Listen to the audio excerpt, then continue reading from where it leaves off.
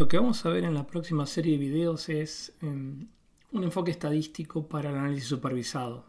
En particular lo vamos a ver primero para regresión, va a ser relativamente corto, pero nos vamos a concentrar más fuertemente en el problema de la clasificación porque es un poco más interesante y suele haber más controversia en relación a los elementos que se encuentran detrás del problema de la clasificación. Entonces va a tener mucho más sentido que nos concentremos en el problema de la clasificación. Pero como el marco conceptual es el mismo, conviene empezar por la regresión. Y eso es lo que vamos a hacer. La idea de esta serie de videos es en realidad tener las herramientas y los elementos conceptuales, formales, para pensar en el fondo, sea que utilicemos un método estadístico o un método de Machine Learning, qué es lo que está ocurriendo, qué es lo que estamos haciendo y por qué los algoritmos o los métodos se comportan de la forma que se comportan. Entonces, vamos a arrancar primero con la regresión. Y para eso vamos a fijar algunas nociones como el concepto de vector aleatorio. Pensemos que tenemos D features o covariables o predictoras.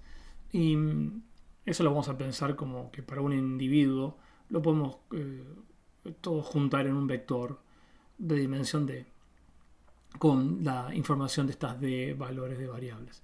Y por supuesto tenemos nuestra variable Y, que lo vamos a pensar en el contexto de regresión, que es una variable cuantitativa, continua, que pertenece a los reales. Entonces, podemos pensar de alguna manera que si quisiéramos pedir algo para conocer el problema, lo que tenemos que pensar es pedir la ley de comportamiento conjunta, tanto de los features como de la target, que la vamos a llamar f de x, y. ¿No? Esto es más bien conceptual, digamos. Después puede pasar que en realidad algunos de estos features no sean numéricos y que sean categóricos. Pero bueno, conceptualmente pensamos que en el fondo lo que debíamos conocer si quisiéramos saber todo el fenómeno es cómo se comportan conjuntamente tanto los features junto con sus targets. Y por supuesto que esto no lo vamos a poder saber. Lo que nosotros vamos a querer en general en el problema de regresión es buscar una función g que dependa de las covariables, de las predictoras, de tal manera que prediga razonablemente bien a y para cualquier valor x chiquito de x. O sea, lo que buscamos es una función g que si yo te enchufo acá un x, más o menos le pegue al valor de y.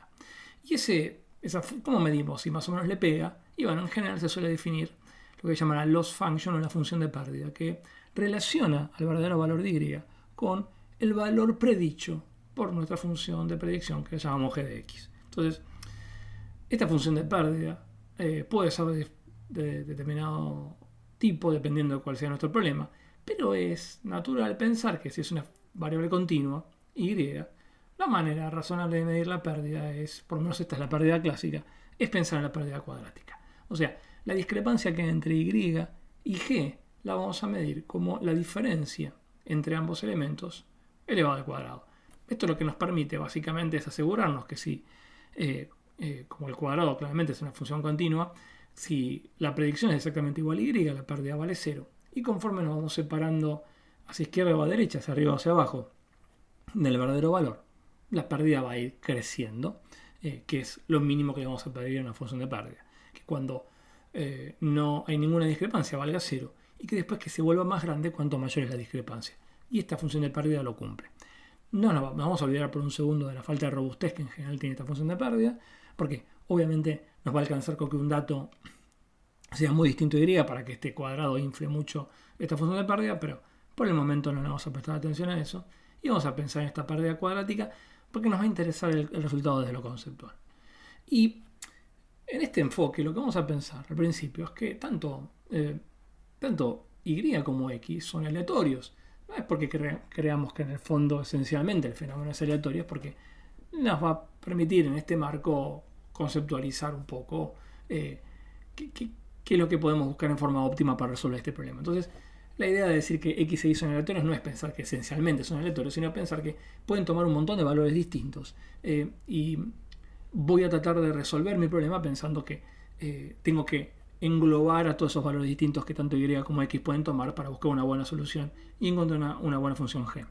Entonces, en el fondo, sería razonable una vez que definimos la función de pérdida, si tenemos que buscar una función g que prediga y, pedir que el valor esperado de esta función de pérdida sea lo más chico posible. Entonces, vamos a terminar definiendo algo que se llama el error cuadrático de predicción, que no es otra cosa que la esperanza de la discrepancia al cuadrado que hay entre y la función que lo predice.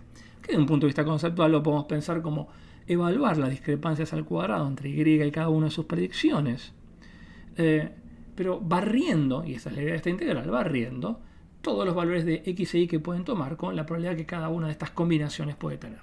Por supuesto, esto es una expresión conceptual, y en el fondo, esta esperanza tomada con respecto a y y x, por un resultado muy básico de la probabilidad de la estadística, pues sabemos que la podemos descomponer, la esperanza con respecto a x e y, como la esperanza con respecto a x aplicada a la esperanza de y condicional a x. Y este es un truquito que es muy importante en este caso, porque hay una asimetría muy grande entre y y x. Y es la target que queremos predecir. Y x, en general, lo vamos a considerar fijo, porque alguien va a venir con un nuevo valor de x, un x chiquita, que es un valor de x grande, y me va a decir, bueno, encontrame cuál es el mejor valor predicho para este valor x chiquita. Y yo, en general, voy a tener que tener una función g, que la tengo que encontrar, que me asegure que el valor que me devuelva no sea bueno exclusivamente para este valor, sino que sea bueno en general para casi todos los valores. Por eso es que tomo esperanza. Pero si yo tengo, si voy a terminar evaluando para un valor x fijo, entonces esta esperanza que está acá, tomar esperanza con respecto a x, la puedo eliminar y puedo olvidarme de esto. Y en el fondo, el problema que tengo para encontrar a g es buscar esta función g de x, que en el fondo minimice la esperanza de y condicional a x. O sea, a mí me va a interesar, como el x va a estar fijo, me olvido de la esperanza de x, y en el fondo mi problema va a ser, dado un x cualquiera, yo tengo que encontrar una función g que minimice la esperanza de y condicional a x. O sea, dicho de otra manera, mi función a predecir, mi función predictora, va a ser la que minimice, el valor que minimice. Reemplacemos ahora por un segundo esta g de x por un valor c cualquiera. En el fondo, mi predictor va a ser el c que minimice la esperanza de y condicional a x. Que minimice la diferencia al cuadrado entre este valor y en términos de esperanza de y condicional a x. Pero también, por un resultado muy básico de la probabilidad estadística, sabemos que el valor que minimiza esta discrepancia al cuadrado no es otra cosa que la esperanza de y condicional a x. Entonces, el valor c que hace mínima esta pérdida en términos esperados de y condicional a x es la esperanza de y condicional a x. Y esa es mi g de x. O sea, voy a recapitular un segundo. Si yo planteo una función de pérdida que es cuadrática y a mí me interesa, en el fondo, minimizar la pérdida esperada, el resultado es, y fíjense, esto es un resultado completamente general, no estoy pensando en ningún método específico. El resultado siempre va a ser que el método, la función g de x, que en términos esperados minimice la pérdida cuadrática, va a ser siempre algo que me permita calcular cuál debería ser el valor esperado de y, sabiendo que x toma este valor x chiquitito. Todo el problema va a recaer después en cómo me las ingenio para estimar esta esperanza condicional de y en función de x. Y acá es donde se van a separar los métodos. Pero si yo pudiera, para cualquier valor x chiquita, por ejemplo, alguien viene y me dice, tenés que predecir a x chiquita. Si yo pudiera observar muchísimos valores de x, muchísimas situaciones en las cuales x vale x chiquita, yo sé cuál es un predictor muy bueno a la esperanza de y condicional a x. Es claramente el promedio. Lo que tengo que hacer es agarrar todos los valores de y que se condicen con valores de x igual a x chiquita y promediarlos. Y ese va a ser mi mejor estimador de la esperanza de y condicional a x. El problema es que en general yo no voy a poder hacer eso. Piensen que tengo 20 variables x continuas. Quizá, lo más probable, cuando venga con un vector fijo x chiquita, que tiene dimensión 20 específico, yo no haya visto en mi historia, en mi muestra de entrenamiento, nunca un vector que tenga exactamente este valor.